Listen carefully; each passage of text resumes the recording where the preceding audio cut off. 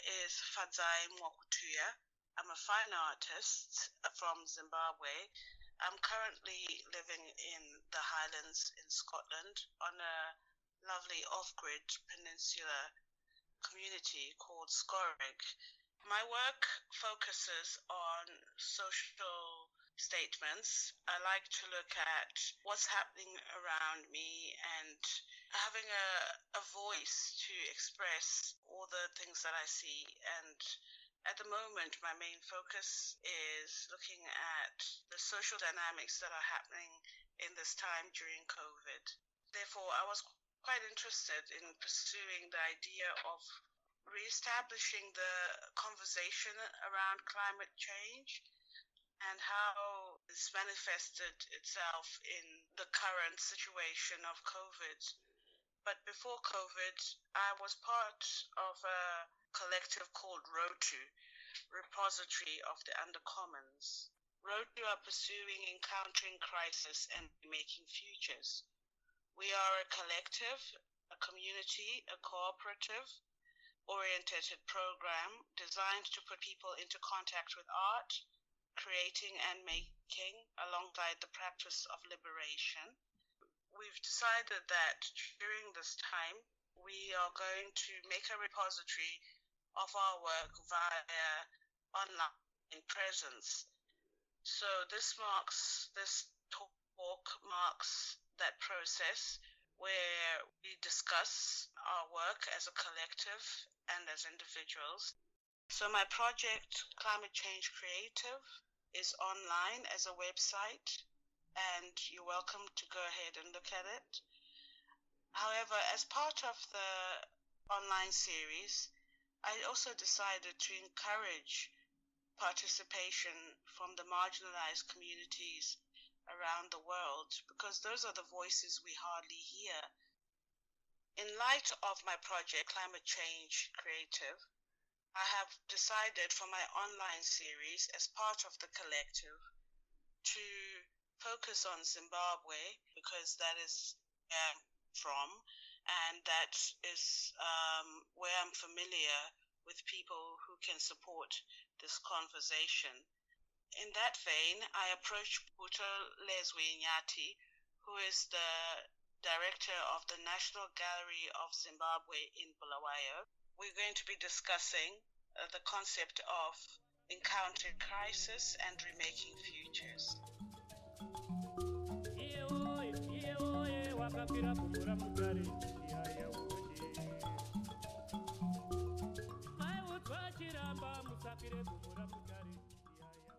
Well, I will also take this opportunity to introduce myself. Butholezwe Kgosi Nyathi is my name. I am the regional director of the National Gallery in Bulawayo. We have 3 national galleries. Bulawayo is the second largest city, and we cover the southwestern region of the country. So since 1974, we've been seized with promoting fine art and art in general. And over the years, we've also seen ourselves playing an active, direct role in as far as magnifying climate change in its various manifestations is concerned.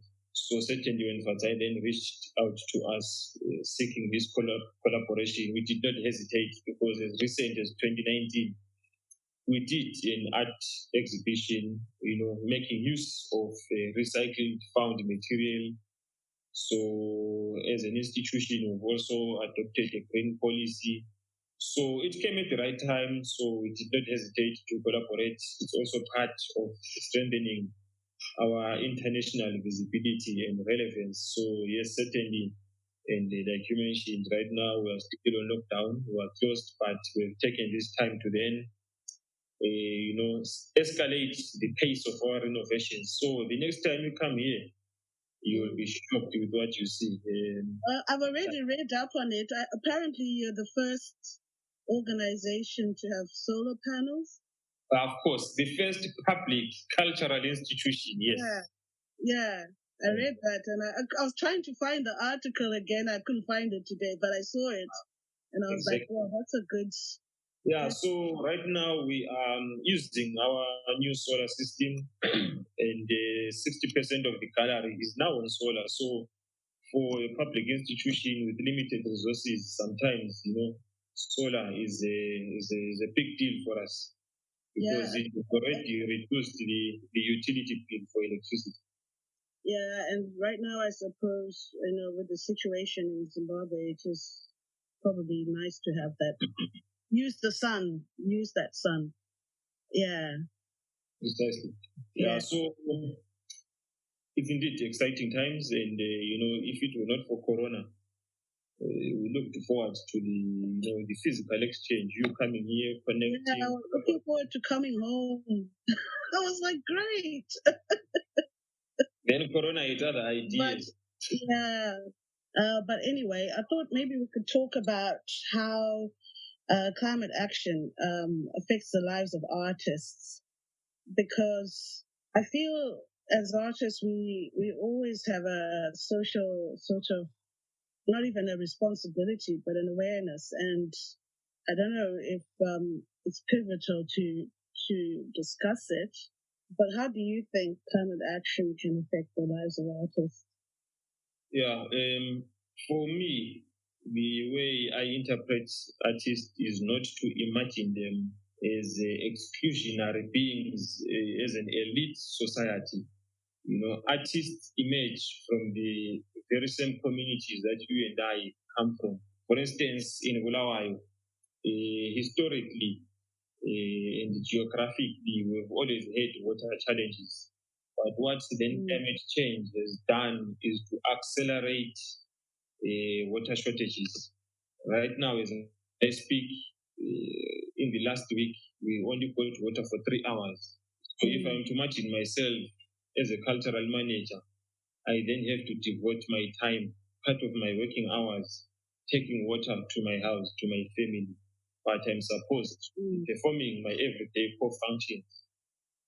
I have to survive first before I can become the artist or the cultural manager.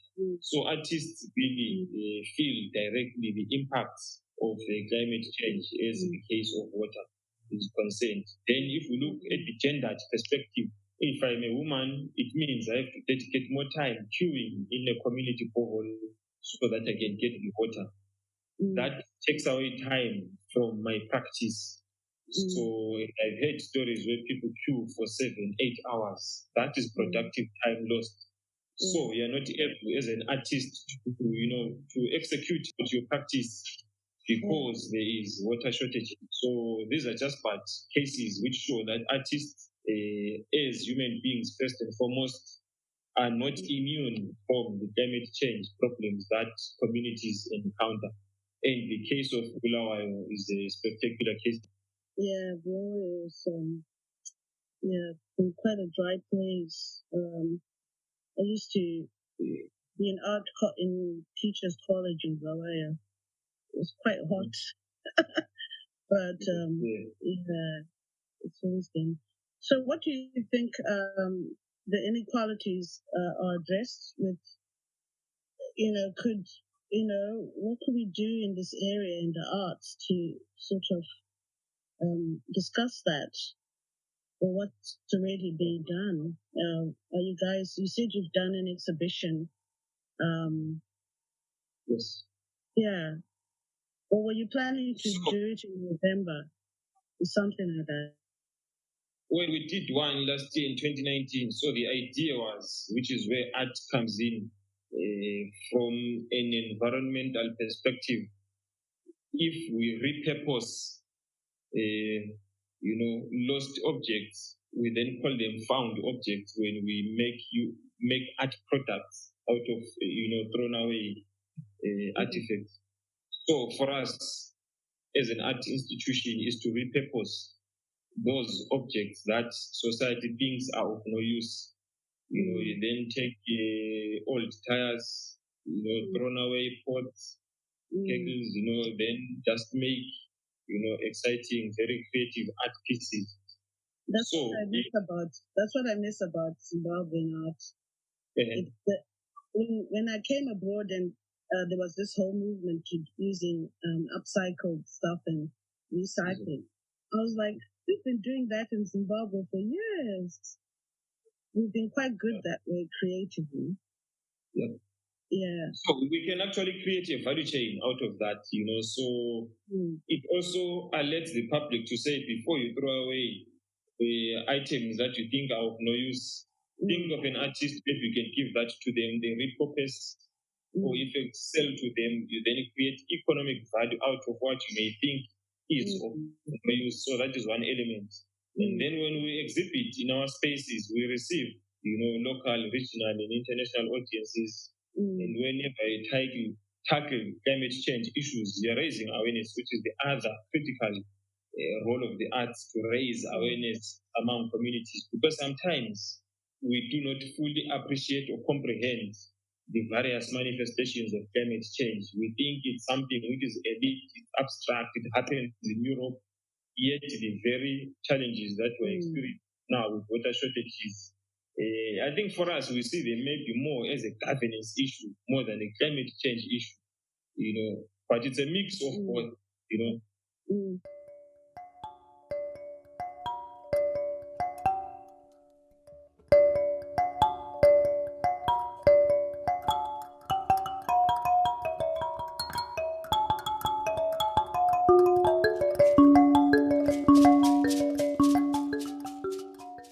One of the questions was, could creativity in cultural discussions, can it advocate for measuring the effect of climate action?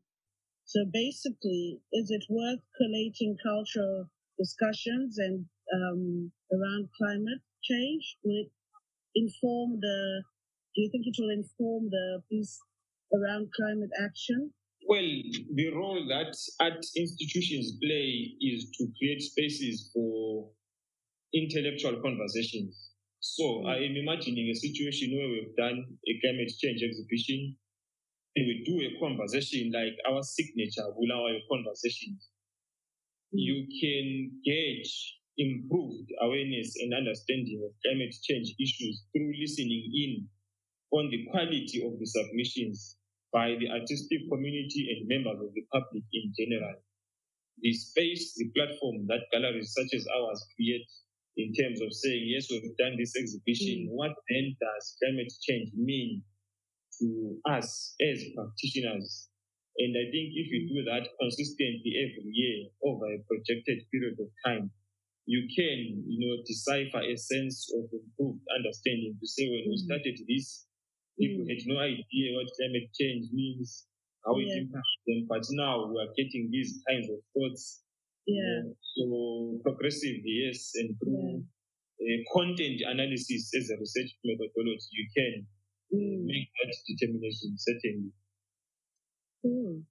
So that's a good thing then if it's helpful. But what do you think, what help can be offered from Scotland to Zimbabwe?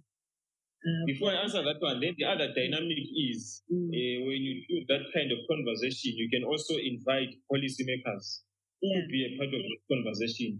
And policymakers need not be, ministers or parliamentarians. You can bring local level duty bearers such as headmasters to say what kind of artistic programming can be done at a school level.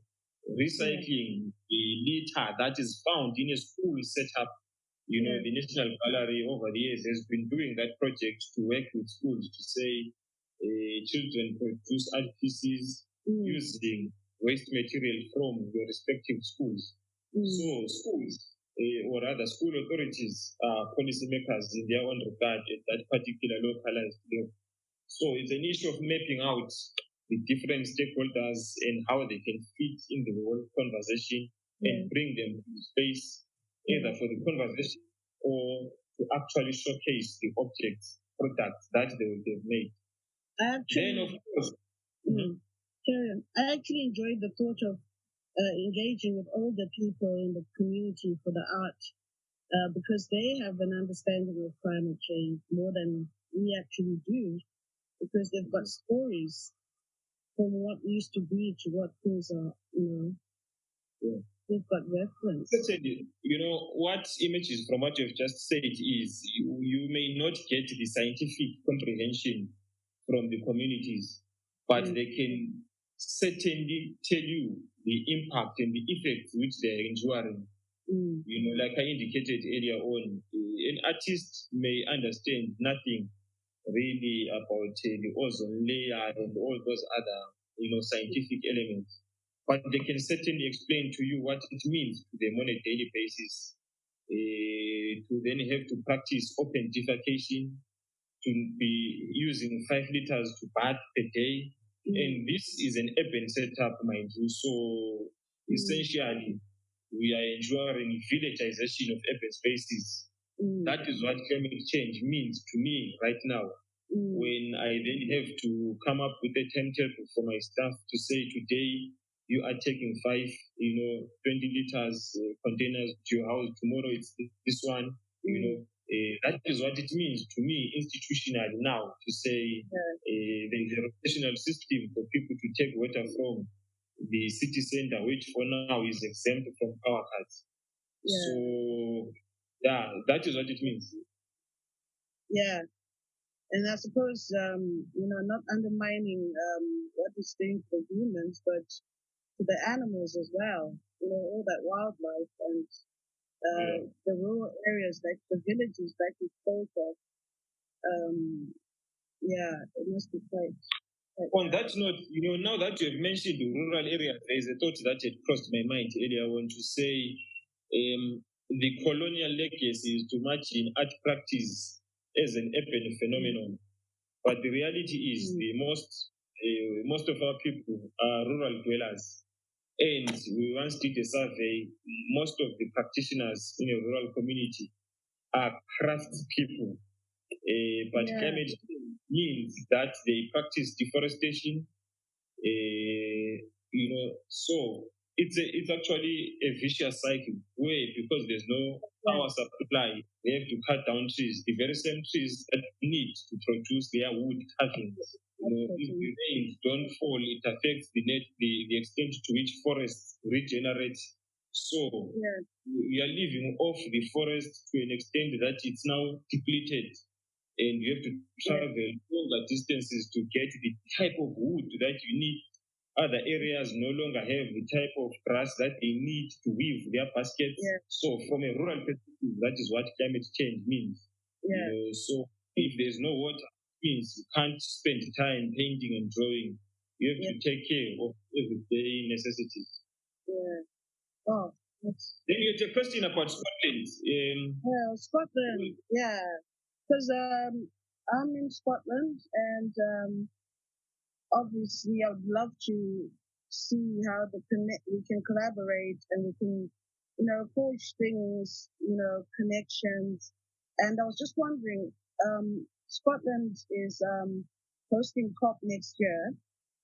It was meant to be this year, but because of, for everything, it's next year. And after that, it's due to be held in an African country, I think, which is yet to be decided. How can artists and artivists in Scotland stay in touch with what is happening with your work? So basically, there's 2 things there. It's coming to an African country. Is this something that you would enjoy being part of? And how can Scotland help with that? What can artists and activists in Scotland be doing to support the kind of art and climate action that we are talking about? The first one, to create opportunities for co-creation. Conversations such as these ones can be facilitated between artists here in Bulawayo and in Scotland, and allow artists to then share those personal stories to say, this is my lived reality of climate change. And then they explore extents to which they can then collaborate in creating art pieces. What does an art piece that reflects a Zimbabwean and a Scottish climate change dimension look like? The internet creates possibilities for those conversations to co-create, to reimagine, and ultimately create the art pieces. What does that look like? art allows for that to happen. So certainly that is one avenue. Then when art pieces are created, climate change is a global phenomenon. It is experienced and felt differently from one geographic context to the other. To what extent can artists in Bulawayo, share their pieces with their colleagues, counterparts in the Scottish context to create that wider and broader art audience? So that is another avenue, certainly. And when that is done, what are the possibilities for virtual showcase of art pieces that would have been produced? We recently did a virtual tour. We liked it. It works. It expands the audience reach.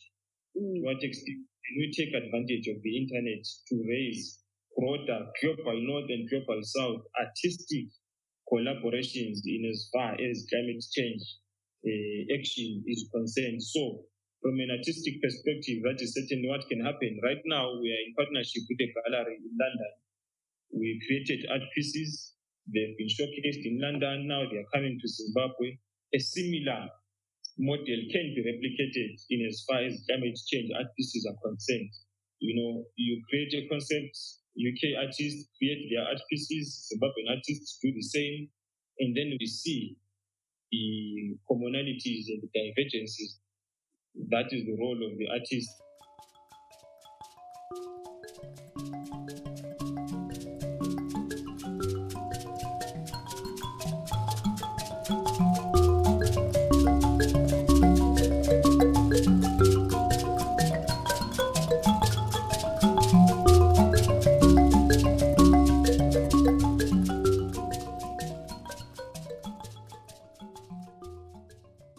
So speaking of artists and what about activists? Have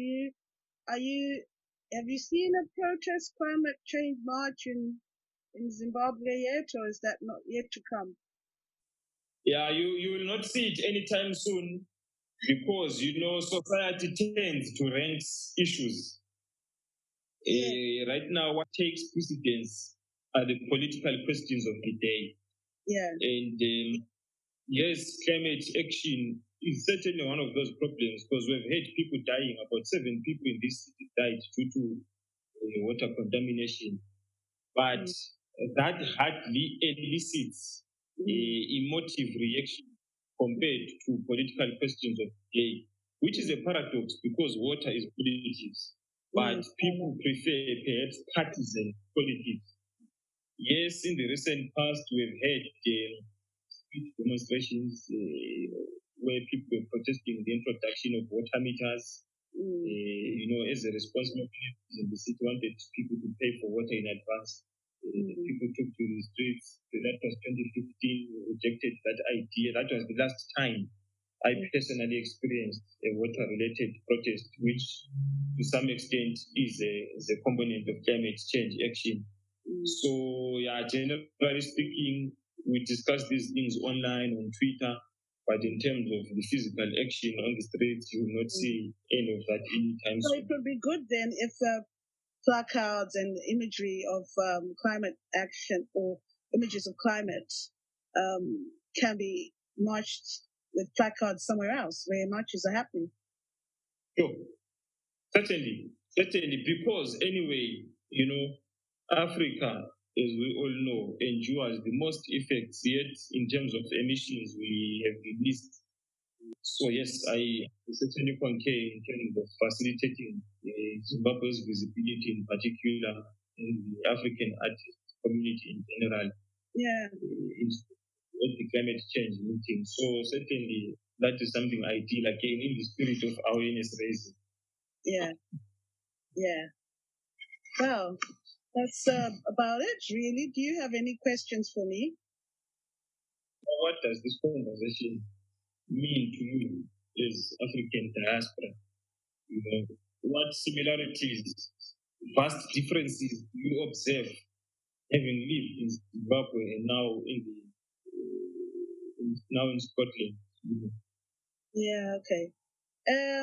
As an artist living in Scotland, I find it very difficult to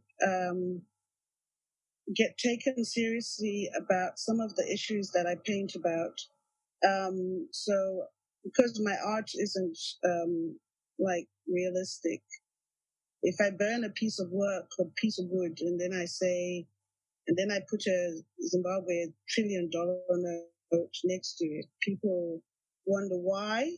And I'm like, So I decided that maybe I should follow with a different angle to my advocacy and activism work and do something that is common to everyone, that unifies everyone. I think the climate for me is a universal issue and it affects everybody. And so for me, it's an outreach and trying to connect with the community in Scotland and, everyone else. Because people are vague about Zimbabwe, Buto. If I do Zimbabwean sort of crisis things, they don't always completely get it.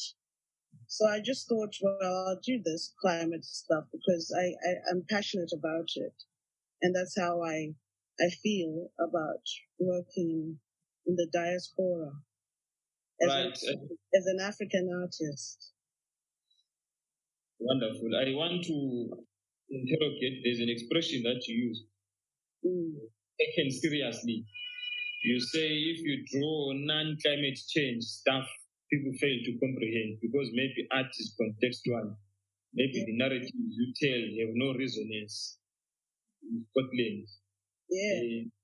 What is the reverse situation in the Zimbabwean context? Have you created works of art, and how has reaction by Zimbabwean audience been like over the I haven't.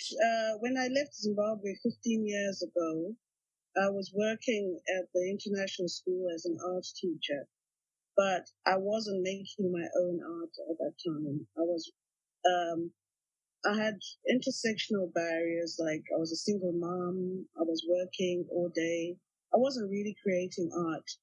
But coming abroad has allowed me to pursue that because there's more opportunities, more projects, and it's kind of like steered me into different facets because the art scene is wider. So I've managed to sort of break through in it. It's taken a long time, but when I was in Zimbabwe, I really do show my work. I was busy working because in Zimbabwe you're working, yeah, using art all the time. I hung out in art galleries and I did art, in art school, but I never really had the time like I have now to do my art. I was just bringing up the kids. And I suppose that's the thing you were talking about women.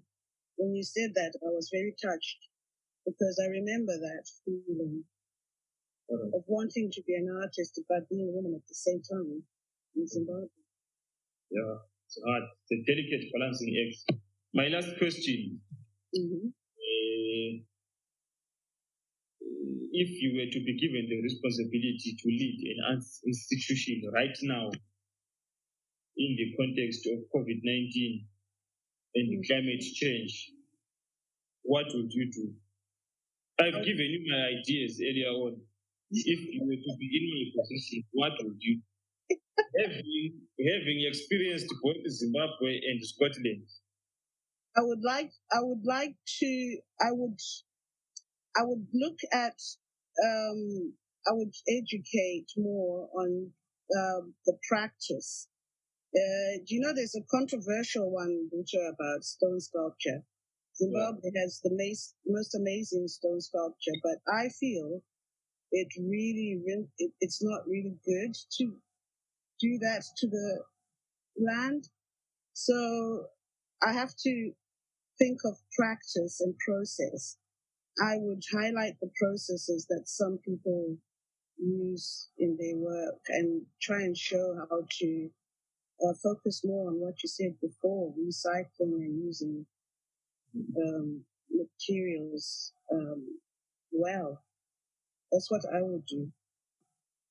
And I want one in Scotland. I want the first black-owned art gallery in the Highlands, but I don't know how I'm going to do that.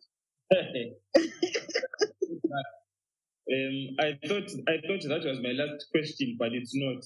Okay. Another one has come to my mind to say, one thing that has emerged profoundly for me is the essentiality of art in society.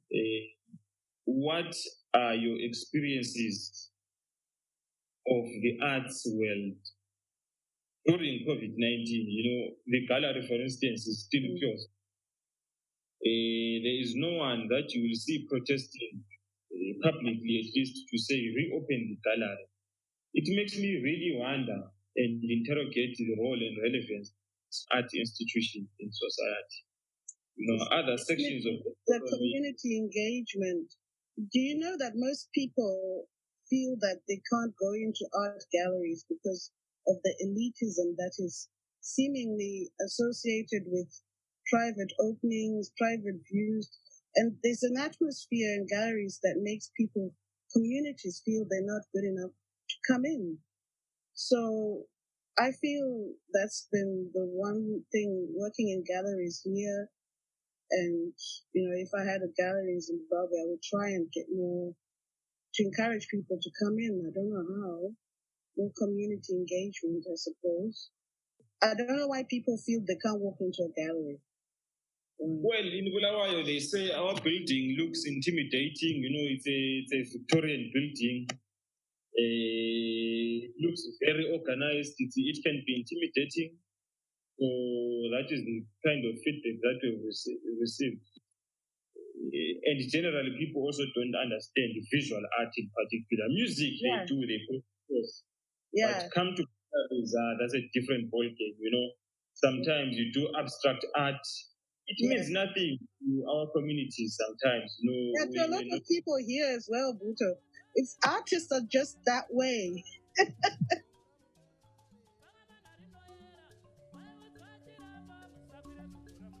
All links to my website, to the work of the collective, Bulawayo National Gallery, and Climate Fringe are in the description below. And I would like to also thank the whole team at Climate Fringe for supporting us with the podcast and working in collaboration to make this talk happen. Thank you so much for listening, and as we would say in my language, tinotenda ekuthelela kwenu.